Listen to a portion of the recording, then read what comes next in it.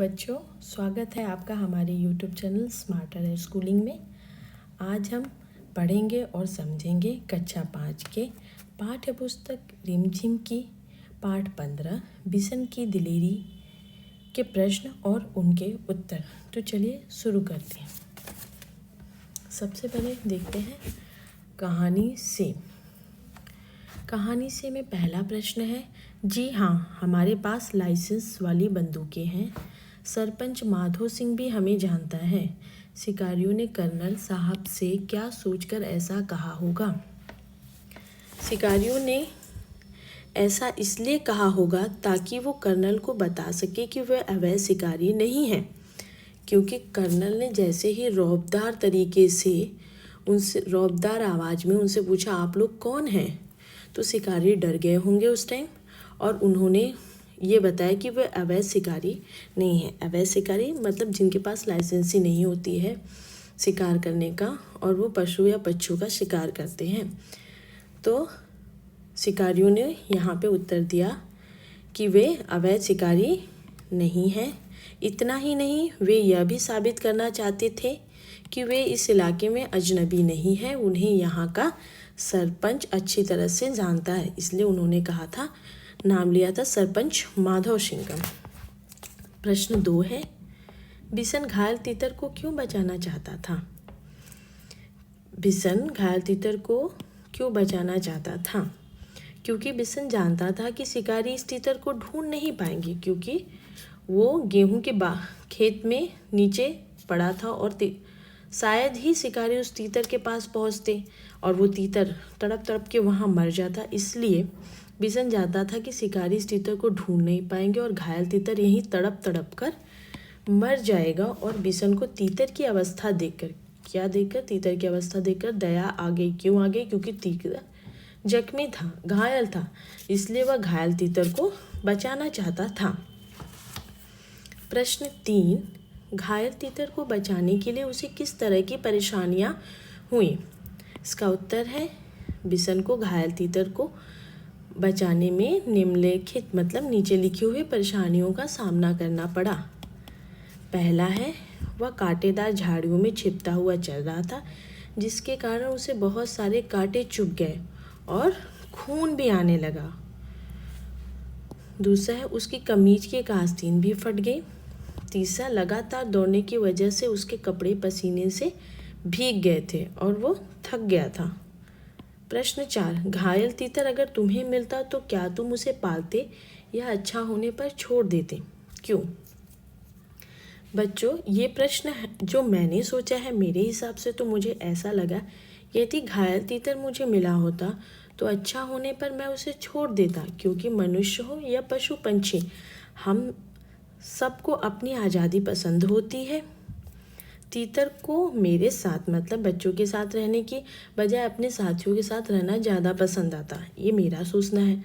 आप जो सोचते हैं वो भी आप लिख सकते हैं। जैसे मैं उसे पालता क्योंकि मुझे डर है कि फिर से शिकारी कहीं आके उसका शिकार ना कर ले, तीतर को मार ना दे, और मैं उसको खाने के लिए देता, पता नहीं वो उसे खाने के लिए बाद में क्या चीज़ें मिलती या ना मिलती, जैसे दलिया और चीज़ें। लेकिन जैसे हम बच्चों के साथ खेलना पसंद करते, वैसे तीतर भी अपने साथियों के साथ, वैसे भी तीतर एक ऐसा प्राणी है जो अपने झुंड में रहना पसंद करता है। इसलिए ये उत्तर मैंने ये लिखा है। प्रश्न 4 हो गया। अभी आते हैं भाषा की बात। भाषा की बात में पहला है, इन वाक्यों को अपने शब्दों में लिखो। सुबह की हल्की धूप में खेत सुनहरे दिखाई दे रहे थे। इसका है, जब सुबह की सुबह खेतों में सुबह के समय में आप देखेंगे पहाड़ी इलाके की बात हो रही है तो वहाँ खेतों पे ओस पड़ जाती है, और ओस जब थोड़ी सूर्य की रोशनी आती है ना, तो बहुत पानी की बूंदें जो होती हैं वो बहुत चमकती हैं एकदम से। बहुत अच्छा लगता है देख के सूर्य की रोशनी में, तो ऐसे लगता है कि बिल्कुल सोने के जैसे चमक रही है। इसलिए इसको अपने वाक्य में आप ऐसे लिख सकते हैं, सुबह की हल्की धूप में खेत के ऊपर पड़ी ओस चमकती है, जो कि सोने के समान चमकती हुई दिखाई देती है। दूसरा है वह इतना तेज चल रहा था मानो उसके पंख लग गए हों। ये होगा वह बहुत तेज चल रहा था जैसे उड़ रहा हो, बहुत तेजी से, मतलब उड़ के पहुंच जाए एक जगह से दूसरी जगह। दूसरा है इसमें, तीतर स्वेटर में फंस गया तो बिशन ने उसे पकड़ लिया और अपने सीने से चिपका लिया। ऊपर लिखे वाक्य में उसे शब्द का इस्तेमाल तीतर के लिए किया गया है। एक ही संज्ञा का बार बार इस्तेमाल करने के बजाय उसकी जगह पर कुछ खास शब्दों का प्रयोग किया जाता है। ऐसे शब्दों को हम सर्वनाम कहते हैं। सर्वनाम क्या होता है? संज्ञा के स्थान पे प्रयोग किए जाने वाले शब्दों को क्या कहते हैं? सर्वनाम। नीचे लिखे वाक्यों में सर्वनाम का ठीक रूप छांटकर लिखो। तो ये वाक्य है।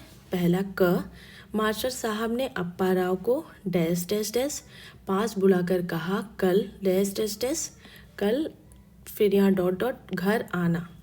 मैं, अपने, तुम, ये जो तीनों खाली जगह हैं, रिक्त स्थान, उनमें सर्वनाम मैं, अपना, तुम भरना है। तो अपना का हो जाएगा अपने। अब मास्टर साहब ने अप्पा राव को अपने पास बुलाकर कहा,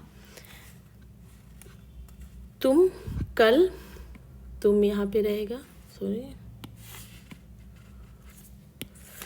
तुम कल, मैं का हो जाएगा मेरे घर आना। यहाँ पे ऐसे तो नहीं लिखेंगे अप्पा राव, मास्टर साहब ने अप्पा राव को अपना पास, अपना सर्वनाम का अपने हो जाएगा। ख देखते हैं, सेंटिला डैश घर नागालैंड के किस शहर में है। तो यहाँ कोई सेंटिला कोई लड़की है या हाँ, उससे पूछा जा रहा है कि तुम्हारा घर नागालैंड के किस शहर में है। तो तुम सर्वनाम है, तुम का हो जाएगा तुम्हारा, तुम्हारा घर नागालैंड के किस शहर में है। ग है, सुधा ने बुआ से पूछा, सुधा ने डैश डैश बुआ से पूछा, पापा डैश डैश डैश कितने बड़े हैं आपसे। तो आपका हो जाएगा अपने। सुधा ने किससे पूछा? अपने, क्योंकि पापा तो उसी के हैं ना। सुधा ने अपनी बुआ से पूछा, पापा आपसे कितने बड़े हैं। मोहन को समझ में नहीं आ रहा था कि क्या करना चाहिए। वह का हो जाएगा उसे क्या करना चाहिए। अब आते हैं अंग में। अंग है, विमल ने अफसर को याद दिलाया कि डाट 4 बजे बैठक में जाना है। विमल ने, यहाँ पे क्या आएगा? आप और वह दिया है। विमल ने अपने, आपका हो जाएगा अपने, किसके अफसर को बताया? अपने अफसर को याद दिलाया कि वह 4 बजे बैठक में जाना है। वह का उन्हें हो जाएगा कि उन्हें 4 बजे बैठक में जाना है। और यहाँ ये मैंने सारे आंसर्स नीचे लिखे हुए हैं ताकि आप उसको समझ सकें। अब आते हैं क्वेश्चन नंबर 3 में। इन वाक्यों को पूरा करो। क है, वह इतना धीरे चल रहा था मानो, पूरा करना है वाक्य को। तो मैंने लिखा है मानो चींटी चल रही है। आप लिख सकते हैं मानो हाथी चल रही है। हाथी की भी चाल काफ़ी धीरी है। और कभी कभी कहते हैं ना, इतना धीरे क्यों चल रहे हो, पैर में मेहंदी लगी है क्या। पैर में, मानो पैर में मेहंदी लगी हो, मेहंदी लगी हो। तो इस तरह से आप अपने हिसाब से भी सोच के, अपना दिमाग में जो भी आपके आइडिया है उसको सोच के आप यहाँ पे लिख सकते हैं। मैंने लिखा है वह इतना धीरे चल रहा था मानो चींटी चल रही हो। फिर उसके बाद ख है, रात में चमकते हुए तारे ऐसे दिखाई दे रहे थे मानो आकाश में दीपावली मनाई जा रही हो। जब आपने देखा होगा रात में जब तारे चमकते हैं तो ऐसे लगता है कि सब दीपक जले हुए पूरे आसमान में। तो रात में चमकते तारे ऐसे दिख रहे हैं मानो आकाश में दीपावली मनाई जा रही है। दीपावली के त्यौहार में हम देखते हैं ना कि हमारे घर पे बहुत सारे दिए रखे जाते हैं।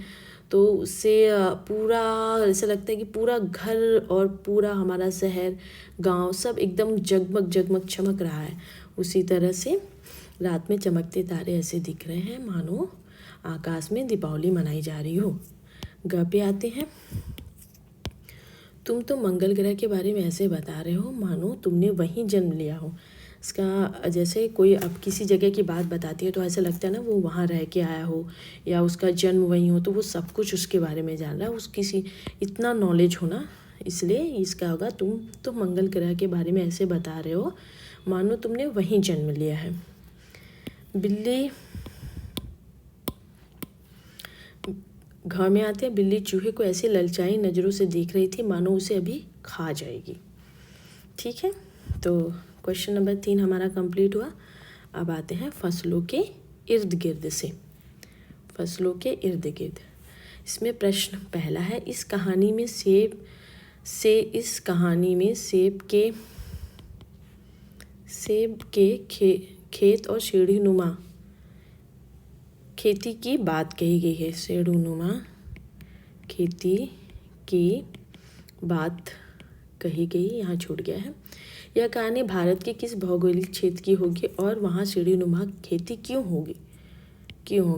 ये क्वेश्चन है। इसका उत्तर होगा, यह कहानी उत्तरी भाग भारत के उत्तरी भाग या पर्वतीय इलाकों जैसे हिमाचल या कश्मीर, उत्तराखंड आदि की भी हो सकती है, लेकिन सेब जो है मुख्यतः हिमाचल में ज़्यादा और कश्मीर में पाया जाता है, जहाँ पहाड़ों को काटकर खेती के लिए मैदान तैयार किया जाता है, इसलिए यहाँ की खेती सीढ़ीनुमा होती है।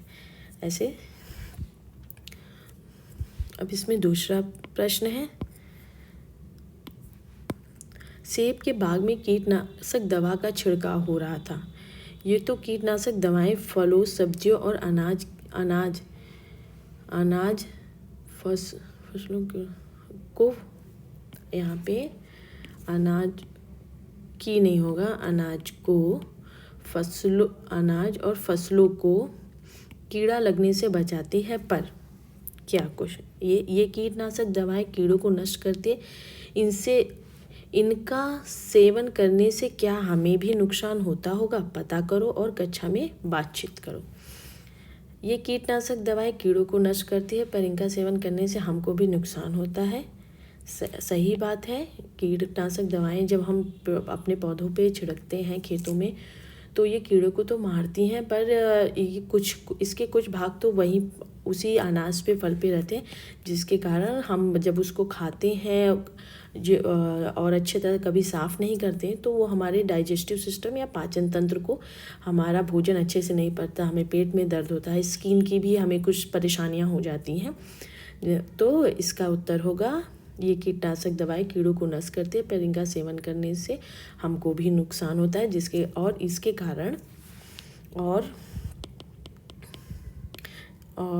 जिसके कारण हमारा पाचन तंत्र भी प्रभावित होता है।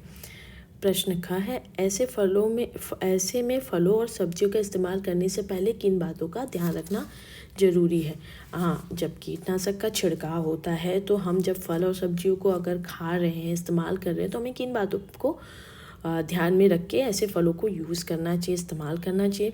ऐसे में फलों और सब्जियों का इस्तेमाल करने से पहले उन्हें अच्छी तरह से धोना और साफ़ करना चाहिए।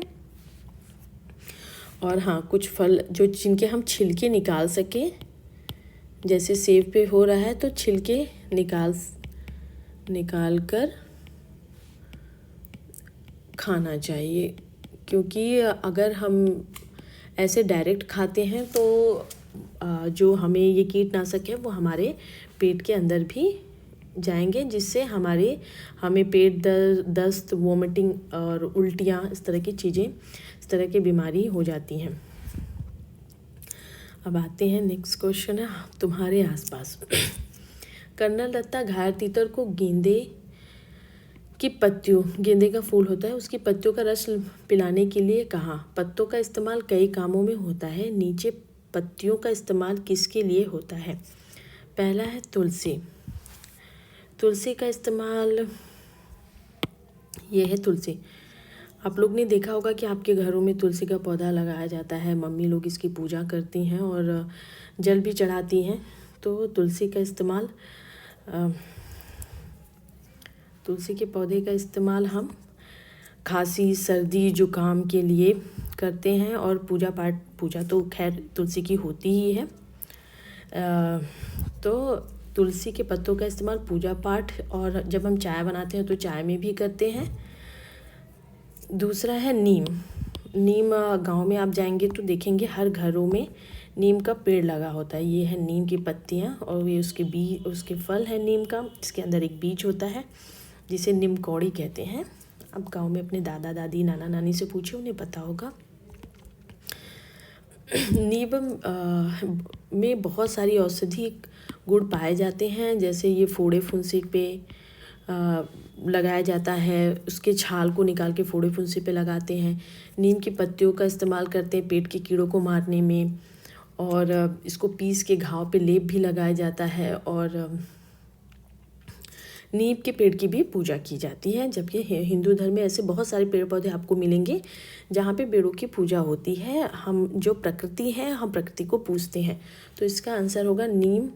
फोड़े फुंसी निकलने पर नीम की पत्तियों को पानी में उबालकर उस पानी से नहाया जाता है। पत्तियों को पीस के घाव पर उसका लेप भी लगाया जाता है। मीठा नीम इसे करी पत्ता भी कहते हैं। सब्जी तथा दाल को अधिक जायकेदार बनाने में मीठे नीम की पत्तियों का इस्तेमाल होता है। हम तड़का देते हैं।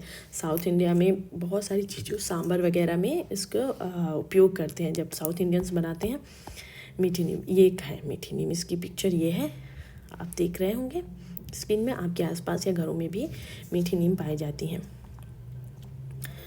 आम तो हम सभी का फेवरेट होता है, बहुत हमें पसंद होता है। बच्चों को तो एकदम से बिल्कुल गर्मियों का इंतज़ार इसलिए मैंगो जूस के लिए ही होता है।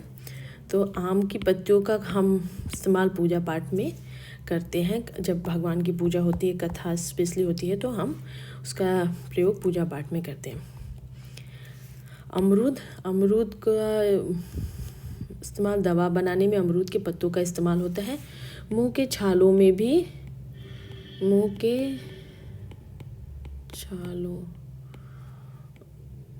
के लिए भी उपयोगी होता है। अगर मुंह में छाल हो तो अमरूद के पत्ते को मुंह में चबाने से फ़ायदा मिलता है। ये पिक्चर है अमरूद का और अमरूद के पत्तों का यहाँ पे। फिर आता है तेजपत्ता। तेजपत्ता मसालों में यूज़ होता है और मुख्यतः इसे तेल में तड़के के रूप में प्रयोग करते हैं। तो तेज़पत्ता, सब्जियों को जायकेदार बनाने में तेज़पत्ता का प्रयोग किया जाता है। केला, तेज़पत्ता का एक बार हम आपको चित्र दिखा दें। ये है तेज़पत्ता। आप देखेंगे घर में मसालों में तो इस तरह का तेज़पत्ता रहता है। केला, पूजा पाठ में केले के पत्तों का उपयोग करते हैं। और ये पश्चिम बंगाल में या साउथ में केले के पत्ते पे भोजन भी किया जाता है। आप लोग देखे होंगे मेनली वो इडली सांभर और ये सारी चीज़ें जब वो खाते हैं तो केले के पत्ते का उपयोग करते हैं। तो भोजन में, क्योंकि केले के पत्ते में एंटीबैक्टीरियल क्वालिटी पाई जाती है, जो कि खाने में अगर कोई बैक्टीरिया मौजूद हो तो उन्हें वो मार देता है। तो केला का पत्ता तो मेनली हम पूजा पाठ में करते ही हैं। जब हम भगवान की पूजा और कथा करते हैं तो केले के पत्ते का ही वहाँ पे उनके भगवान के जो आसन बनाया जाता है तो केला के पत्ते का प्रयोग करते हैं। साथ ही साथ एंटीबैक्टीरियल होने की वजह से केले के पत्ते पे हम भोजन भी करते हैं। सागवान, इनके पत्तों से दोने तथा पत्तल बनाए जाते हैं। चलिए सागवान का एक बार चित्र देख लेते हैं। ये सागवान के पत्ते से बने हुए पत्तल और दोने हैं। आगे बढ़ते हैं। कर्नल साहब के कहने पर विसन दौड़कर दवाइयों का बक्सा ले आया। इसे तुम प्राथमिक चिकित्सक बॉक्स, फर्स्ट एड बॉक्स के नाम से जानते होगे।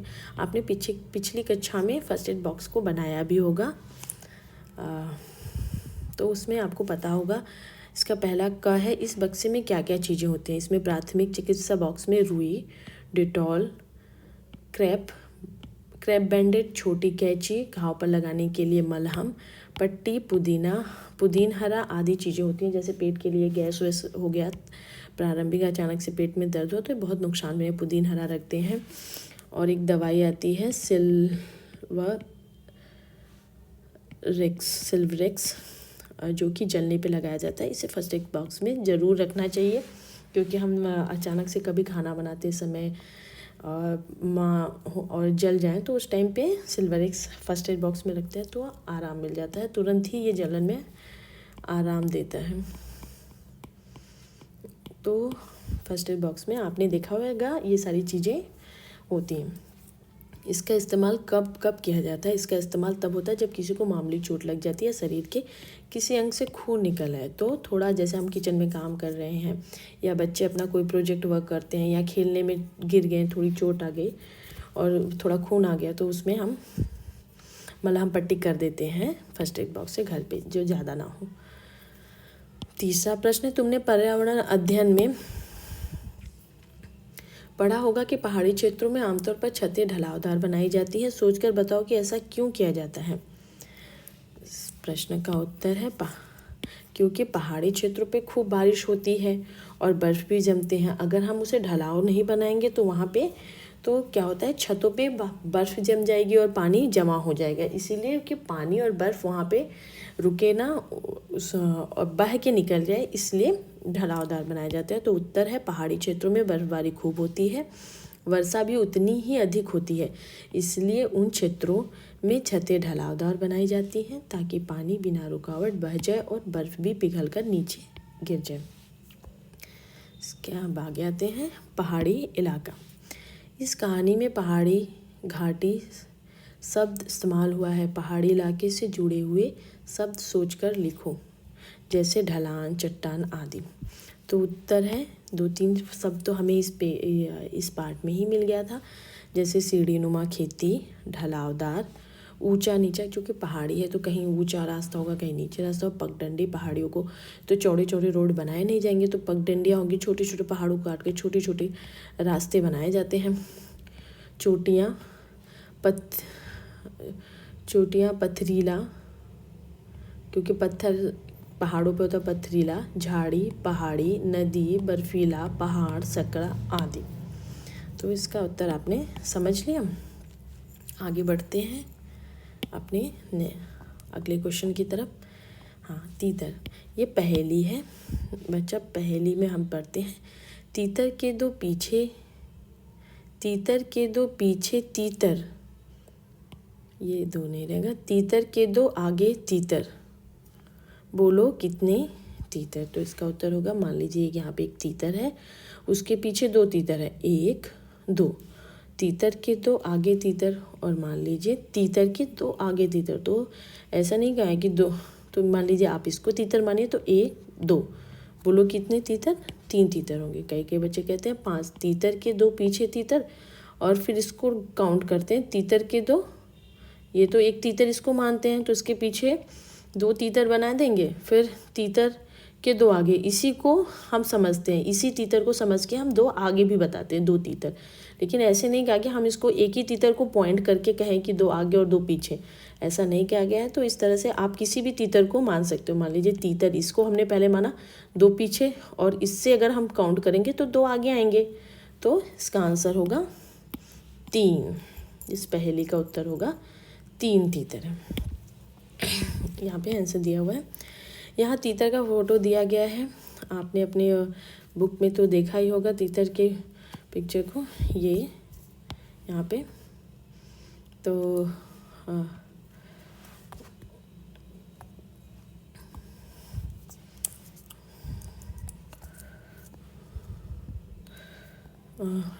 फोटो दिया गया है, गौर से देखो और इसका वर्णन करो। चौथी में तुम यह कर चुके हो, आपने चौथी कक्षा में ये काम किया है। तीतर कम ऊंचाई तक उड़ान भरने वाला एक छोटा पक्षी है। इसके पंख छोटे होते हैं तथा यह देखने में सुंदर प्रतीत हो, यह ज़्यादातर झुंड में रहना पसंद करता है। और तीतर के बारे में जानकारी इकट्ठा करो, जैसे तीतर का घोंसला, वह क्या खाता है। तीतर अपना घोंसला ज़मीन पर ही बनाता है। यह घोंसला घास से बना होता है, यह पेड़ की शाखाओं पर घोंसला नहीं बनाते। इनका मुख्य कारण है कीट पतंगे, कीड़े मकोड़े, जो कि ज़मीन पे इनको आसानी से मिल जाते हैं। ये मुख्यतः खेतों के आसपास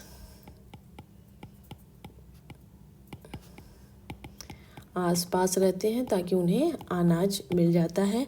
तीतर कीट पतंगे, गेहूँ से बनी हुई दलिया आपने पाठ में भी पढ़ा था, आदि चीज़ें खाते हैं। तो ये पाठ बिसन की दिलेरी हमने कंप्लीट किया, इसके सारे प्रश्न उत्तर।